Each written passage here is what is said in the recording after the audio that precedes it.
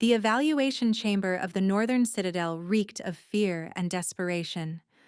Kestrel tried not to breathe too deeply as she stood in line with 24 other unmated Omegas, all waiting for their fate to be decided by the Alpha King's council. "Next!" barked Commander Thorne, his scarred face showing no emotion as another Omega was dragged away, rejected. Too weak had been the verdict. Just like the 5 before. Kestrel's stomach churned. At 23, she was already considered too old for a first evaluation. Most Omegas were claimed by 18, mated by 20. But she'd hidden in the border villages, avoiding the mandatory presentations until the king's soldiers had finally found her last week. The copper-haired one. Step forward. Kestrel's legs moved without her permission. The evaluation platform loomed before her, its black stone surface still wet with the tears of the last rejected Omega. She climbed the steps on trembling legs, hyper-aware of every eye upon her. "Name," Commander Thorne demanded. "Kestrel of Ironhold," she whispered. "Speak up, Omega." "Kestrel of Ironhold," she repeated, louder this time, though her voice still shook. Thorne circled her slowly, his assessment clinical and cold. Underfed. Minimal muscle tone. No noble bloodline markers. He grabbed her chin roughly, forcing her to bare her neck. Scent glands are barely developed. This one wouldn't survive a standard claiming, much less a royal one. Murmurs rippled through the watching crowd. Kestrel's cheeks burned with humiliation, but she kept her chin raised. She'd known this would happen. She'd always been different. Her Omega traits weak, her scent barely noticeable. It's why she'd hidden for so long. "Classification," Thorne called to the royal scribe. "Defective, unsuitable for breeding, recommended for servant allocation or—" The massive doors at the end of the chamber suddenly burst open with such force that they cracked against the stone walls. Every head turned, and the air itself seemed to grow heavy with power. Alpha King Lysander Valdris entered like a storm given flesh. Kestrel had heard stories about the Alpha King, but nothing had prepared her for the reality. He towered over everyone, his presence so overwhelming that several Omegas in line whimpered and bared their necks instinctively. His dark hair was longer than fashion dictated, wild around a face that was both brutally handsome and terrifying. But it was his eyes that made Kestrel's blood freeze, silver like winter moonlight, ancient and predatory. "Your Majesty." Thorne immediately dropped to one knee. "We weren't expecting—" "Continue," Lysander commanded, his voice like distant thunder. He moved into the chamber, and Kestrel noticed how even his own guard stayed several feet back. "Don't let my presence interrupt your sorting." His gaze swept over the line of Omegas, dismissive, bored, until it landed on Kestrel. She watched his nostrils flare slightly, his massive frame going unnaturally still. For 3 heartbeats, the Alpha King stared at her with an expression she couldn't read. "This one's defective, Your Majesty," Thorne supplied helpfully. "We were just about to—" "Defective," Lysander repeated, moving toward the platform with fluid grace. "Is that your professional assessment, Commander?" "Yes, sire. She's too weak to survive even a standard claiming. Her scent is barely—" "I can assess for myself." The Alpha King climbed the platform steps, and Kestrel fought every instinct screaming at her to run. Up close, he was even more overwhelming. The power radiating from him made her knees weak, her Omega instincts confused, torn between submitting and fleeing.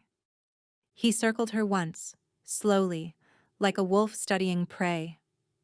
When he stopped directly behind her, she could feel the heat of him, smell something wild and dangerous that made her pulse race. "Look at me." Kestrel turned, forcing herself to meet those terrifying silver eyes. The moment their gazes locked, something electric shot through her, sharp and disorienting. She saw his pupils dilate, saw something flicker across his face. Surprise? Recognition? "You're too weak to survive," he said, loud enough for the entire chamber to hear. His voice was flat, emotionless. Commander Thorne's assessment is correct. This Omega is wholly unsuitable. Kestrel's chest tightened. Even though she'd expected rejection, hearing it from him, which is why I'll be taking her myself. The chamber erupted. Gasps, shocked whispers. Even Thorne stumbled backward in surprise. Your Majesty, Thorne stuttered. Surely you don't mean. This Omega cannot possibly meet royal standards. Are you questioning my judgment, Commander? The air grew heavier. Thorne fell to both knees. Never, Your Majesty. I only meant. Prepare her for transport to the royal wing. Lysander turned back to Kestrel. Tonight, she shares the king's bed. The royal wing was a world apart from anything Kestrel had ever known. Black marble veined with gold, ceilings that soared impossibly high, and windows that overlooked the entire northern territory. She stood in the center of the king's private chambers, still wearing the rough peasant dress she'd been captured in, feeling impossibly small. You're trembling. Lysander's voice came from the shadows near the fireplace. He'd been so still she'd forgotten he was there. I'm cold, she lied. No, you're not. He moved into the light, having shed his formal court attire for simple black pants and a loose white shirt. Somehow he looked even more dangerous this way, less king, more predator. You're terrified. You think I'm going to hurt you. Aren't you? The words escaped before Kestrel could stop them. Something that might have been amusement flickered across his harsh features. Honest, that's unexpected. He moved to a cabinet, pouring amber liquid into 2 glasses. Drink this. I don't. It's not a request. Kestrel took the glass with shaking hands. The liquid burned going down, but it did help steady her nerves slightly. Lysander watched her over the rim of his own glass, those eyes unreadable. Do you know why I brought you here? He asked. To humiliate me further? To make an example of the defective Omega who dared appear before the king? If I wanted to humiliate you, I would have left you on that platform. He set down his glass, moving closer. Tell me, how long have you been hiding what you are? Kestrel's blood went cold. I don't understand. Don't lie to me. He was directly in front of her now, so close she had to tilt her head back to meet his eyes. Your scent is wrong, muted. But underneath. He leaned down, inhaling near her neck without quite touching. Underneath is something else entirely. Something that shouldn't exist.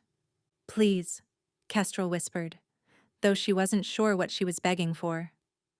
You're not defective, Lysander continued, straightening. You're suppressed.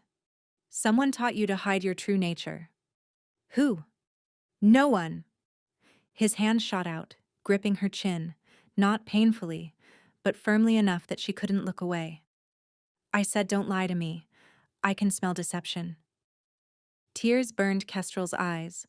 My grandmother. She said I had to hide it or they'd kill me. Hide what? I don't know. The words burst out of her. She never explained.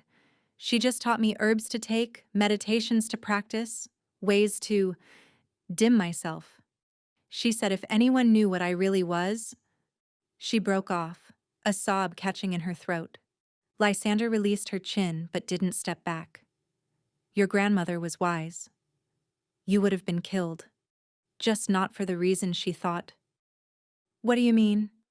Instead of answering, he moved to the massive bed that dominated one wall of the chamber. You'll sleep here tonight. Kestrel stared at him. In your bed? That is generally what shares the king's bed means. Yes. But you said I was too weak.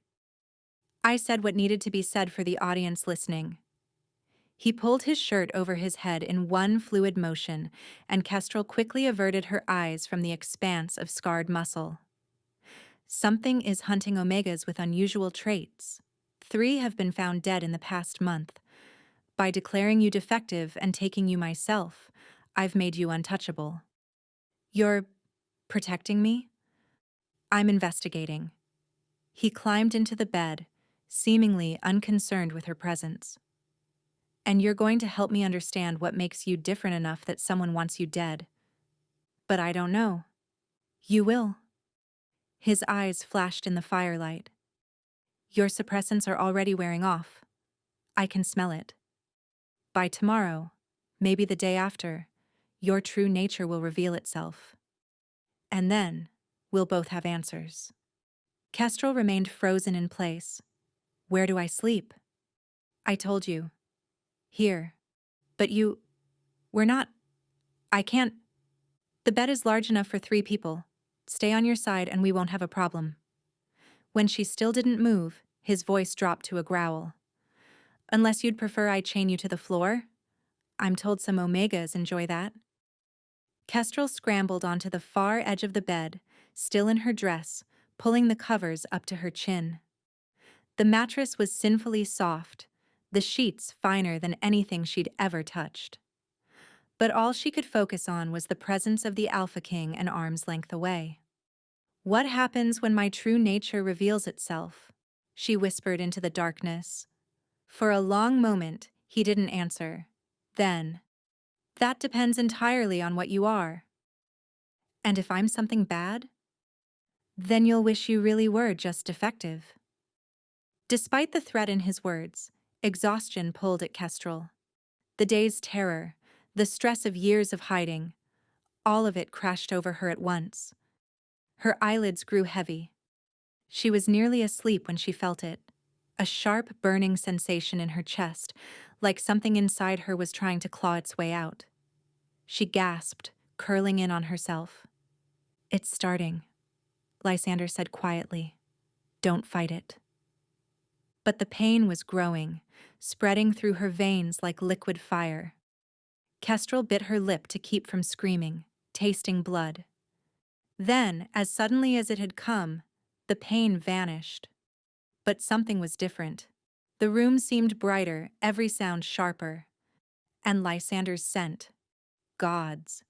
His scent was everywhere, intoxicating and overwhelming and interesting, he murmured, and she realized he was watching her, those eyes glowing faintly in the darkness. Very interesting indeed. What's happening to me? Your wolf is waking up. He rolled onto his side, studying her with an intensity that made her skin prickle. The question is, what kind of wolf are you? The implications of his words were impossible. Omegas didn't have wolves.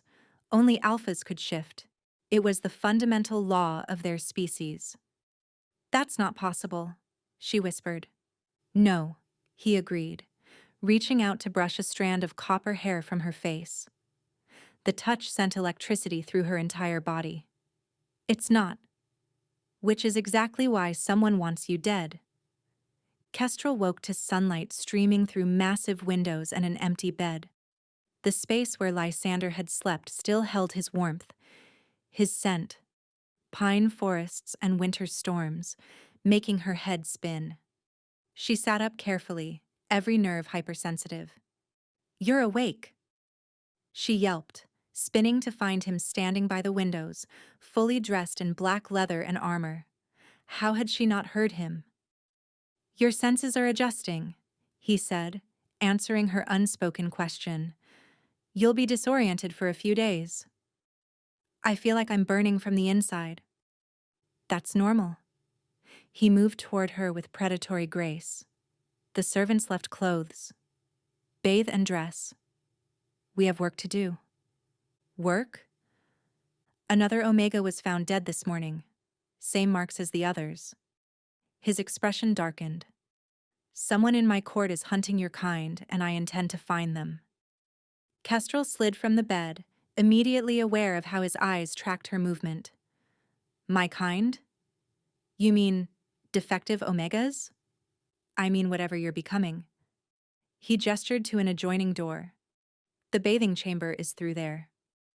Don't take long. The bathroom was absurdly luxurious, a sunken pool filled with steaming water, bottles of oils and soaps that probably cost more than her family's farm. Kestrel sank into the water, gasping as it hit her oversensitive skin. She'd just begun to relax when she heard voices in the main chamber. Lysander's deep rumble and someone else. Female, melodious. "Cannot believe you brought that creature here," the woman was saying. "The council is in uproar." "The council can hang themselves," Lysander replied coldly. "She's defective, Lysander. Broken. She weakens your position." "Careful, Seraphina. You're speaking about someone under my protection." Kestrel crept closer to the door, water dripping from her hair. So this was Seraphina. She'd heard the name whispered by servants, always with a mix of fear and awe. "Your protection?" Seraphina laughed, but it was sharp, bitter. "Is that what we're calling it? Everyone knows you took her to your bed. What I do in my bed is no concern of yours." "It used to be." Silence. Kestrel held her breath. "That was a long time ago," Lysander said finally. "Before you chose to betray, I chose survival. Just like you." Footsteps moved closer to the bathing chamber door. "Does your new pet know what you really are? What you become under the full moon? Leave. Now." "She'll find out eventually. And when she does, when she sees the monster you truly are." A snarl ripped through the air, inhuman and terrifying. Kestrel stumbled backward, slipping on the wet stone. She crashed into the water with a splash that seemed impossibly loud. The door burst open. Lysander stood there, his eyes no longer silver but burning gold, canines extended into fangs. Behind him, a beautiful woman with raven hair smirked. "Ah, there's the defective Omega now." Seraphina's green eyes glittered with malice. "How fascinating. Tell me, Mouse, has he knotted you yet? Or is he saving that particular horror for—" "Get out." Lysander's voice was more growl than words. Seraphina laughed, backing toward the main door. "Remember what I said, Omega. Monsters always reveal themselves eventually." The door slammed behind her with enough force to shake the walls. Kestrel stood frozen in the bath, acutely aware of her nakedness, of the way Lysander's golden eyes tracked the water droplets running down her skin. His chest heaved as he visibly fought for control, fangs slowly retracting. You're like me," she whispered. "You have a wolf. Every alpha has a wolf." His voice was rough, strained. "But your eyes are none of your concern." He turned sharply away. "Get dressed. We're leaving." "Where are we going?" "To examine the body. You're going to tell me what you sense." "I don't understand." He spun back, moving so fast she didn't see him until he was at the pool's edge, leaning down. "Your wolf recognizes things others can't. Sense. Energies. Lies. That's why they're hunting Omegas like you. You're a threat to their secrets." "Who's they?" "That's what we're going to find out." He straightened, but not before his gaze dropped to where the water barely covered her breasts. Something dark and hungry flashed across his face. 5 minutes, or I come back in and dress you myself." He stalked out, leaving Kestrel trembling, but not from cold. Her skin felt too tight, her blood too hot, and between her thighs, a shameful ache had begun to build. She dressed quickly in the provided clothes, soft leather pants and a tunic that probably cost more than her village made in a year. When she emerged, Lysander was waiting, his control firmly back in place. "Can you fight?" he asked. "No." "Can you run?" "From what?" His smile was all sharp edges. "From me, if necessary." Before she could respond, he gripped her wrist, and the world exploded into sensation. Every point of contact burned with electricity. She gasped, and his nostrils flared, scenting her arousal. Interesting, he murmured, thumb brushing over her racing pulse. Your wolf recognizes mine. I don't. You will. He released her, stepping back. When your heat comes, and it will come, probably within days, you'll understand exactly what you are, what we are together. My heat? But I've never. Because you've been suppressed. But now? His eyes flickered gold again. Now your true nature is awakening, and when it fully emerges, you'll either be the most powerful weapon in my arsenal, or the thing that destroys us both. The morgue beneath the northern citadel reeked of death and medicinal herbs. Kestrel covered her nose, but with her heightened senses the smell penetrated everything. 3 bodies lay on stone slabs, all young Omegas, all with their throats torn out. Tell me what you sense, Lysander commanded, standing back to observe. Kestrel approached the nearest body reluctantly. The Omega had been pretty once, blonde hair, delicate features. Now her skin was gray, black veins spiderwebbing from the wound. There's something wrong with the marks, Kestrel said slowly. They look like wolf attacks, but... She leaned closer, fighting nausea. The spacing is wrong, and there's a scent. She inhaled carefully. Bitter. Chemical. Like ... quote. Poison, Lysander finished. Keep going. Kestrel moved between the bodies, her wolf stirring restlessly beneath her skin. At the 3rd corpse, she froze. I know her. Kara. She worked in the border villages. She was... Her voice caught. She was like me. Hiding. All 3 were, Lysander said quietly. Omegas with dormant wolf traits. Someone is specifically targeting them. But why? Before he could answer, the morgue door burst open. Commander Thorne entered with 2 guards, his scarred face grim. Despite his harsh role at evaluations, Kestrel had noticed he followed Lysander's orders without question, a soldier doing his duty, not a cruel man. Your Majesty, the Council demands your presence. They're calling for the Omega's execution. Kestrel's blood went cold. What? Silence, Lysander snarled. To Thorne. On what grounds? Lady Seraphina has testified that the Omega is corrupted, that her presence will bring plague upon the pack. Thorne's eyes flicked to Kestrel, not with disgust but concern. The council votes within the hour. Lysander went perfectly still, the terrifying stillness of a predator before attack. And who called this vote? Lord Aldrich, Your Majesty. He claims ancient law supersedes even your protection. Does he? Lysander's voice was deadly soft. How convenient that Aldrich moves against her just as we discover the pattern. Sire? Nothing. Tell the council I'll attend. He turned to Kestrel. You're coming with me.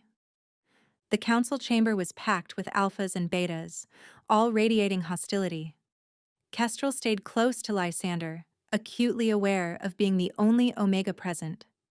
At the chamber's heart sat Lord Aldrich, elderly but powerful, his gray eyes sharp as flint.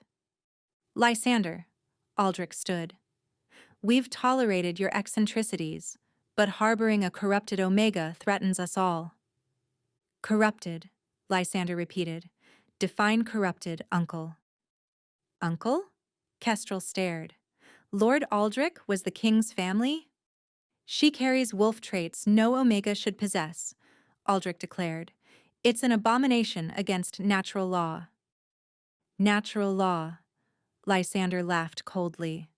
You mean the law you wrote 40 years ago when you purged the last Omega wolves? Gasps echoed through the chamber. Kestrel's mind reeled. There had been others like her?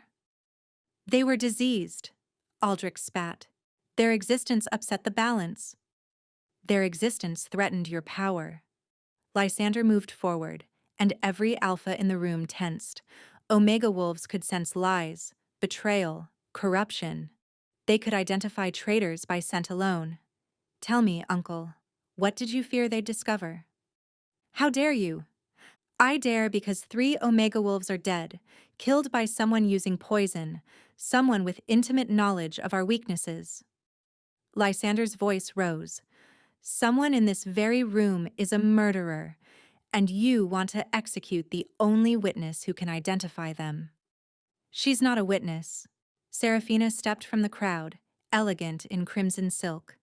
She's the killer. The chamber erupted. Kestrel stumbled backward as accusations flew. Lies! Lysander snarled, but Seraphina continued. She arrived just as the killings escalated. Her scent was found at 2 crime scenes, and tonight, Seraphina smiled viciously. Tonight, another Omega died, while she was conveniently absent from the king's chambers. I was with the king, Kestrel protested. Were you? Can anyone verify that? Seraphina turned to the crowd. The king's guards report he left alone this morning. This creature could have gone anywhere, killed anyone. Pain lanced through Kestrel's skull. Her vision blurred, and suddenly she could smell everything, every emotion in the room. Fear, anger, bloodlust, and underneath it all, satisfaction. Someone was pleased by this chaos. Her gaze snapped to a figure in the corner, Lord Aldrich's personal secretary, a beta named Garrett. He smelled wrong. Bitter. Chemical. Like poison. It's him, she gasped, pointing. He smells like... Garrett moved impossibly fast, a blade flashing toward her throat. But Lysander was faster, intercepting the strike with his bare hand. Blood sprayed as the blade cut deep into his palm. Guards! Seize! But Garrett was already running. Without thinking, Kestrel gave chase, her newly awakened wolf howling for justice. She heard Lysander roar her name, but the hunt was everything. Garrett burst onto a balcony, cornering himself. Stay back, abomination. You killed them. Why? Because you shouldn't exist. His eyes were wild. Lord Aldrich promised. When the Omega Wolves were gone, we'd be rewarded. The natural order restored. Aldrich ordered this? The Omega Wolves destroyed my family 40 years ago, revealed my father's treachery with their cursed senses. He raised another blade. Now I return the favor. He lunged. Kestrel's wolf surged forward, and suddenly she wasn't fully human anymore. Her partial shift, impossible for an Omega, sent claws extending, teeth sharpening. She caught Garrett's wrist, her new strength shocking them both. Monster, he gasped. Yes, she agreed, then threw him over the balcony's edge. Lysander's poisoned hand was getting worse. Black veins crept up his forearm despite the healer's efforts, and his breathing had grown labored. Kestrel paced his chambers like a caged animal, her wolf agitated by her mates. No, not mate. The king's deteriorating condition. The poison is modified, the royal healer announced grimly. It's spreading faster than anything I've seen. If we don't find an antidote by dawn... He didn't need to finish. Kestrel could smell death creeping closer with each passing hour. Leave us, Lysander commanded weakly from his bed. When they were alone, Kestrel approached the bed cautiously. Lysander looked smaller somehow, his usual dangerous energy dimmed. Stop hovering, he muttered. I'm not dead yet. The poison is killing you. Observant. He attempted a smile, but it turned into a grimace. Come here. She sat on the bed's edge, careful not to jostle him. This close, she could see sweat beading on his forehead, the way his jaw clenched against pain. There's something you need to know, he said quietly. About your grandmother, about why she hid you. What? She was one of the original Omega Wolves. She survived Aldrich's purge by pretending to be normal, suppressing her nature. His good hand found hers. She knew what you were from birth. The herbs she gave you weren't just to hide your scent, they were to prevent your first heat. Kestrel's blood chilled. Why? Because omega wolves in heat are irresistible to alphas. Our wolves recognize yours as perfect mates. The bond, once formed, is unbreakable. His thumb traced her knuckles. Your grandmother knew if you went into heat, you'd be claimed immediately. She was trying to give you choice. But the suppressant stopped working. Because you met me. His eyes held dark amusement despite the pain. Your wolf recognized mine even through the suppressants. It's fighting to surface, to claim what it sees as its mate. Heat flooded Kestrel's face. We're not mates. No, he agreed. But we could be. The words hung between them, heavy with possibility. Then Lysander convulsed, black blood trickling from his mouth. Lysander. Find Aldrich, he gasped. He'll have the antidote. He always keeps antidotes to his own poisons. Where is he? The Winter Fortress. North of here. But Kestrel? He gripped her wrist with surprising strength. Don't go alone. Take guards. There's no time. She could hear his heartbeat stuttering. I'm the fastest runner now. My wolf. Your wolf is 3 days old. You can't control it. I can try. She leaned down, pressing her forehead to his. Don't you dare die while I'm gone. Bossy, he murmured, but his eyes were fond. Kestrel, if something happens, nothing will happen. If it does, he continued firmly, know that bringing you here, protecting you, it wasn't just duty. I dash. She kissed him. It was desperate, clumsy, but his lips were soft beneath hers, and for a moment, the world narrowed to just this, his mouth, his scent, the electric connection between them. When she pulled back, his eyes had flashed gold. Come back to me, he whispered. Always, she promised, then ran. The shift came easier this time, 4 legs instead of 2, silver-white fur rippling in moonlight. She ran through the night, following Aldrich's scent trail, fear and betrayal and poison. The Winter Fortress squatted on a mountainside like a frozen spider. Guards patrolled the walls, but Kestrel's omega blood made her naturally submissive seeming. They barely glanced at the lone wolf. She shifted at the fortress's base, her naked human form shivering in the snow. A servant's entrance stood unguarded. She slipped inside, stealing clothes from a laundry room. Aldrich's scent led her deeper into the fortress. She found him in a laboratory, surrounded by vials and herbs. He was packing frantically, clearly planning to flee. Going somewhere? He spun, eyes widening. You? How? Looking for this? She held up a vial she'd grabbed from his desk. The antidote? That won't save him. It needs my blood to activate, alpha blood from his bloodline. Aldrich smiled coldly. And I'll die before I give it. Then die. But as she moved forward, Aldrich shifted. A massive gray wolf, scarred and vicious. His jaws snapped where her throat had been. They fought viciously, wolf to wolf. Aldrich had experience, size, strength. But Kestrel had desperation and something else. The rage of every omega wolf he'd murdered. When Aldrich lunged for her throat, she didn't dodge. Instead, she shifted mid-leap, human hands grabbing a silver blade from his own desk. The metal burned her palms, but she drove it deep into his chest as he collided with her. They crashed to the floor, Aldrich's wolf form flickering as he died. With his last breath, he whispered, "Your heat is coming. When it does, you'll burn through every alpha in existence. They'll tear each other apart to claim you. I was trying to prevent." He died before finishing. Kestrel collected his blood in a vial, mixing it with the antidote. She had to get back to Lysander. Already she could feel something building in her core. A dangerous heat that had nothing to do with exertion, Her heat.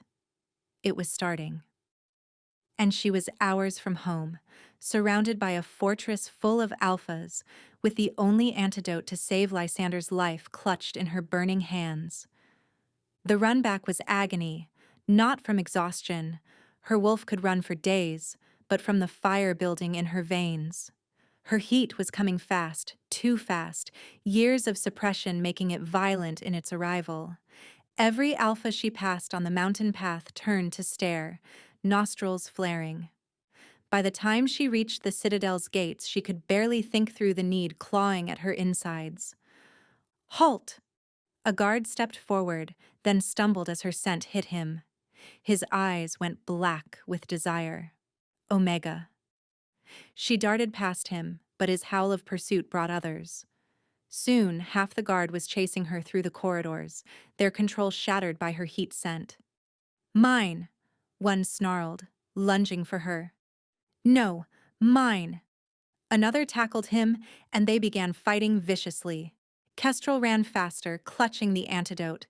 She had to reach Lysander before more alphas appeared, drawn by the commotion and her scent. The corridor became a battlefield as they fought each other for the right to claim her. She dodged grasping hands, snapping teeth, leaving chaos in her wake. Finally, she burst into Lysander's chambers. He was worse, skin gray, breathing shallow. The healers had fled, probably when they caught her scent from down the hall. Lysander. She rushed to the bed, uncorking the vial. Drink this. His eyes opened, immediately going black as her scent hit him. A growl rumbled from his chest, primal and possessive. No. She pressed the vial to his lips. Medicine first.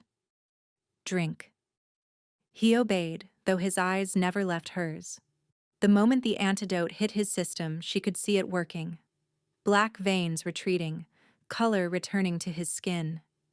But his recovery meant his alpha strength returning too. His hand shot out, dragging her onto the bed. Heat, he growled. You're in heat. I noticed, she gasped as another wave of need crashed through her. Others are coming. I can hear them fighting. He sat up, still weak, but determined. They'll tear the citadel apart to get to you. Then we leave. Where? Anywhere, just... She whimpered as her body temperature spiked. Please. I can't. It hurts. Lysander's control visibly frayed, but he managed to stand, pulling her with him. The old tower. It's isolated, defensible. They barely made it. Alphas filled the corridors, some fighting, others hunting. Lysander carved a path through them, his dominance as king giving him slight advantage. But even he struggled against the madness her heat induced. The tower was ancient, abandoned, its heavy door barring behind them. Lysander immediately began barricading it with furniture as alphas howled outside. This won't hold forever, he panted. Kestrel had collapsed on the floor, her body feeling like it might combust. I'm sorry. I didn't know it would be like this. Omega Wolf heats are legendary for a reason. He knelt beside her, his own control hanging by a thread. Every unmated alpha in 100 miles will be drawn here. Then claim me. The words hung between them. Lysander's eyes went pure gold. Kestrel --. You said it yourself. We're mates. My wolf chose yours. She reached for him with trembling hands. I choose you too. Not because of the heat. Not because I have to. Because I want to. If I claim you now, in heat, the bond will be permanent. Unbreakable. You'll be mine forever. And you'll be mine. He kissed her then, savage and desperate. The world exploded into sensation, his hands, his mouth, his scent everywhere. When he bit her neck, marking her as his, she screamed. Not in pain, but in complete, overwhelming relief. The bond snapped into place like a physical thing. She could feel him, his thoughts, his emotions, his desperate love that he'd been hiding since the moment he saw her on that platform. "My turn," she gasped, then bit him back, something only Omega wolves could do. His roar shook the tower, but it wasn't anger. It was triumph. They came together in a frenzy of need and newly bonded intensity. The heat demanded satisfaction, and Lysander gave it to her, their wolves finally united. Hours passed in a haze of pleasure and connection, the bond deepening with each touch. When dawn broke, the heat had calmed to something manageable. They lay entwined, bodies marked with claiming bites and scratches that would scar beautifully. "The alpha's outside," Kestrel murmured against his chest. "Gone. Once you were claimed, your scent changed. They have no more interest." He stroked her hair. "Though we may have to rebuild parts of the citadel." "I'm sorry." "Don't be. You exposed Aldrich's conspiracy, saved my life, and gave me something I never thought I'd have." "What's that?" "A true mate. An equal." He tilted her chin up. "A queen who can detect any threat to our kingdom with her Omega Wolf senses." "Queen?" She blinked. "But I'm mine, and I'm the king. That makes you queen." He grinned at her shock. "The council will hate it." "They already hate me." "They fear you." "There's a difference." His expression grew serious. "There will be challenges. Other alphas who think you're weak. Enemies who want you dead. The Omega Wolf bloodline threatens many old powers. Then we face them together." "Together," he agreed, pulling her closer. A knock interrupted them. "Your Majesty," Thorn's voice came through the door. "I apologize, but we have a situation." "What now?" Lysander called back. "3 more Omega wolves have been found, sire." "Alive. They were hidden in the lower city, but your mate's successful shift has given them courage to reveal themselves." Kestrel sat up, eyes wide. "Others like me?" "Apparently so." Lysander smiled. "It seems you're not the last after all." Hope bloomed in her chest. Others like her. A community. A future where Omega wolves weren't myths, but reality. "Bring them to the throne room," Lysander commanded, "and summon what's left of the council. It's time for some changes." But as they dressed, Kestrel noticed something odd. A raven perched outside the window, watching with 2 intelligent eyes. When it flew away, she caught a familiar scent on the wind. Seraphina. She'd been watching, waiting. The throne room was tense when they arrived. 3 young Omega wolves stood before the remaining council members, 2 women and a teenage boy, all bearing the subtle signs of their nature. "Your Majesties," they bowed uncertainly. "Rise," Kestrel said gently. "You're among friends." "Are we?" The teenage boy's voice cracked. "Because outside, they're calling for our heads, saying the queen has poisoned the natural order." Before Lysander could respond, the massive windows shattered. Figures in dark robes poured through. But these weren't ordinary attackers. They moved with supernatural grace, and at their head stood Seraphina. But something was wrong. Her alpha presence had vanished, replaced by something far more dangerous. "Hello, cousin," she said to Lysander. "Surprised?" "Seraphina, what?" "Not Seraphina." Her form rippled, shifted. "That was merely a role I played. My real name is Nyx, last of the Prime Omegas." Kestrel's wolf recoiled. Prime Omega. She'd heard whispers of such beings, Omegas so powerful they could command alphas, bend them to their will. "You killed those Omegas," Kestrel accused. "I freed them from their weakness." Nyx stepped forward. "Just as I'll free you. You see, you're not the savior of Omega wolves. You're their destruction." "Lies!" Lysander snarled. "Is it? Tell me, Kestrel, have you noticed the changes? How alphas can barely resist you even after being claimed?" Nyx smiled coldly. You're becoming a prime. And when you fully transform, you'll be able to control any wolf. I would never. Wouldn't you? You've already killed for your mate. Used your power to change the entire kingdom. Nyx circled them slowly. Power corrupts. Always. Like it corrupted you? I'm not corrupted. I'm evolved. Nyx's eyes blazed. For 50 years I've hidden, learned their weaknesses. Now, with you as catalyst, Omega wolves are revealing themselves. We can rule. No more balance, Kestrel countered. Alphas and Omegas need each other. Pretty lies. Nyx's expression hardened. But if you won't join willingly...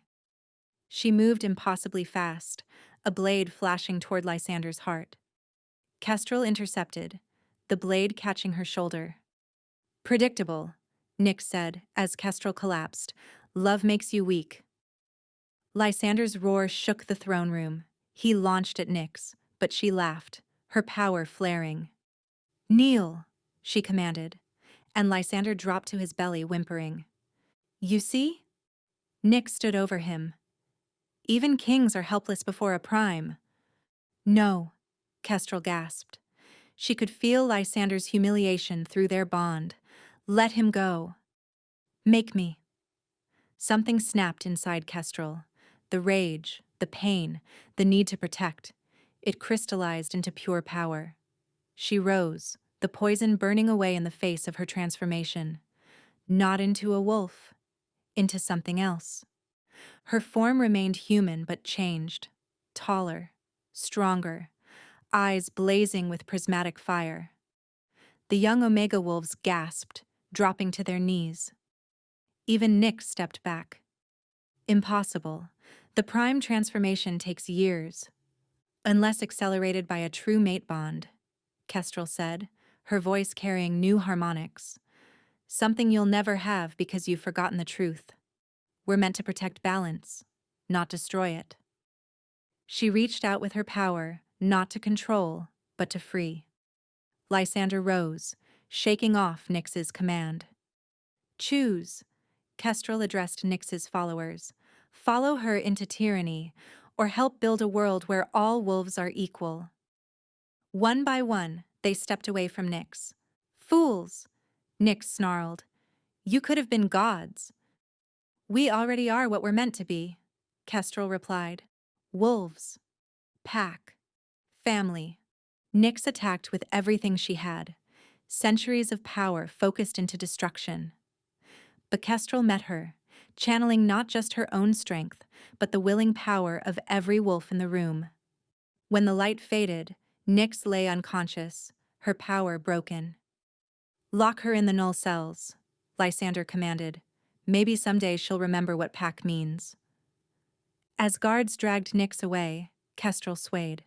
The prime transformation retreated, leaving her exhausted but changed. My queen, the teenage Omega whispered. What happens now? Now we rebuild, Kestrel said. Together. But even as she spoke, she sensed something wrong. A disturbance at the edge of her awareness. In the distance, an army approached. Hundreds of wolves, all bearing the mark of the southern territories. What is that? She asked. Lysander's face went grim. My brother's army. Seems news of a prime Omega has traveled fast. Your brother?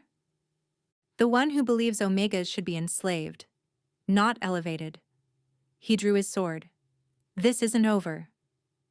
The southern army filled the valley below, 500 wolves strong. At their head rode Prince Raziel, Lysander's younger brother, his silver armor gleaming in the dawn light. He won't negotiate, Lysander said quietly. Raziel believes in the old ways absolutely. Then why haven't you stopped him? Because he's family. And because half the kingdom agrees with him. A horn sounded. Prince Raziel approached under a parley banner. Up close, Kestrel could see his resemblance to Lysander. Same dark hair, same build, but his eyes were cold amber. Brother, Raziel called, I come for the aberration you're harboring.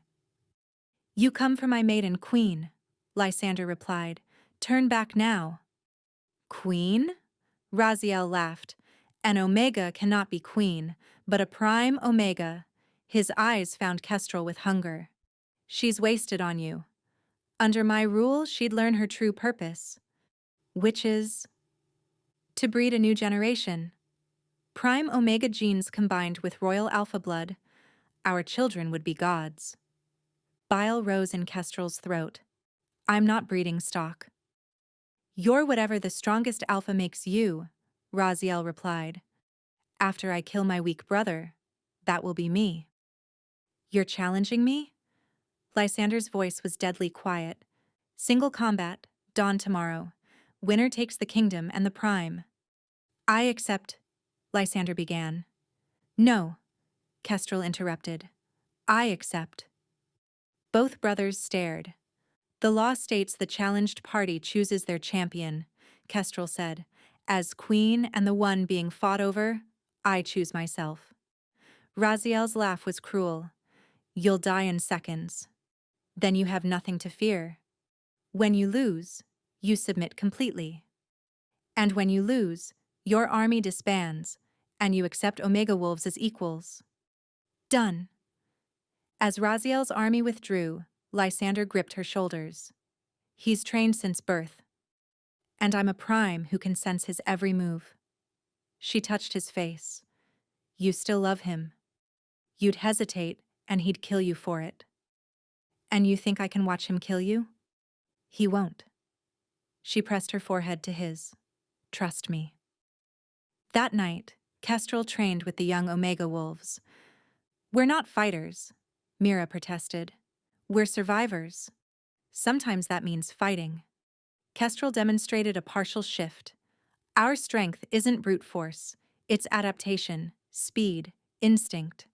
Dawn came too quickly. The armies gathered in a circle, Raziel's forces on one side, the citadels on the other. Last chance, Omega. Submit now. Never. Raziel attacked without warning, shifting mid-leap into a massive silver wolf. Kestrel barely dodged, his claws raking her shoulder. Blood splattered the stone. The crowd roared. Raziel pressed his advantage, using size and strength to drive her back. Kestrel refused to fully shift, staying human, dodging desperately. Pathetic, Raziel snarled, shifting back. You won't even fight properly. I'm not fighting. I'm surviving. Same thing. No. Fighting is about domination. Survival is about endurance. She wiped blood from her mouth. You've been attacking for 5 minutes. How do you feel? For the first time, uncertainty flickered in his eyes. He was breathing hard, sweat beading on his forehead. Omega Wolves can run for days, Kestrel continued. We had to escape alphas like you. You're stronger, but we last longer. He attacked again, but slower. Kestrel danced away, letting him exhaust himself. Each missed strike made him angrier, sloppier. Then she smelled it. Poison on his claws. A final dishonorable attempt. Cheater, she whispered. Winner, he corrected, lunging. This time, Kestrel didn't dodge. She caught his wrist, letting momentum carry them both down. His poisoned claws sank into her side. Got you, he panted. No, she whispered. I've got you.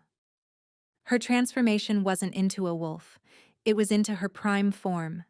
Power exploded outward, not to control, but to reveal. Every wolf present suddenly saw, felt, knew the truth. Raziel's memories flooded the courtyard. His fear of being weak, of losing control. His father beating him for showing mercy.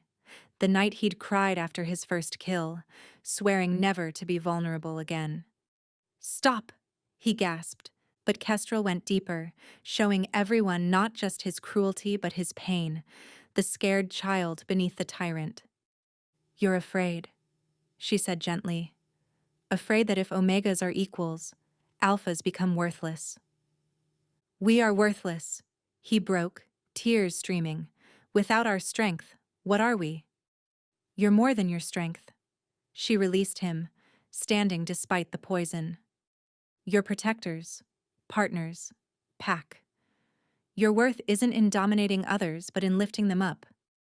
She turned to address both armies.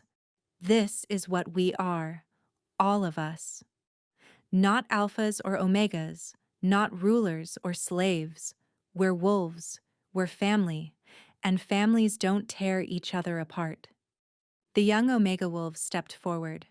Then, surprisingly, some of Raziel's soldiers. Alphas and omegas mixing, no longer separated. The old ways are dead, Kestrel declared. Today, we build something new. Together. Raziel knelt, not in submission, but in acknowledgement. You spared me when you could have destroyed me. Strength isn't in destroying. It's in healing. Lysander rushed to her as the poison took its toll. She collapsed into his arms, but she was smiling. Did we win? You did something better, he said. You united us. 1 year later, Queen Kestrel stood in the new council chamber, watching Omega Wolves and Alphas debate side by side. The young Omega Mira now served as Minister of Justice, her ability to detect lies invaluable. The Southern Territories have integrated, Raziel reported. He'd become her strongest supporter, channeling his intensity into protecting all wolves. And the rebel clans? Lysander asked. Coming around. Kestrel rubbed her swollen belly. They'll accept it eventually. They'll have to, Lysander said, hand joining hers. The next generation won't know any other way. Through the window, young wolves played together. Alphas and omegas, no longer separated by fear. You did this, Lysander murmured. We did this, she corrected. And we're not done yet. The weak Omega, declared too fragile to survive, had become the strongest force in the kingdom, not through dominance, but through unity. And this was just the beginning.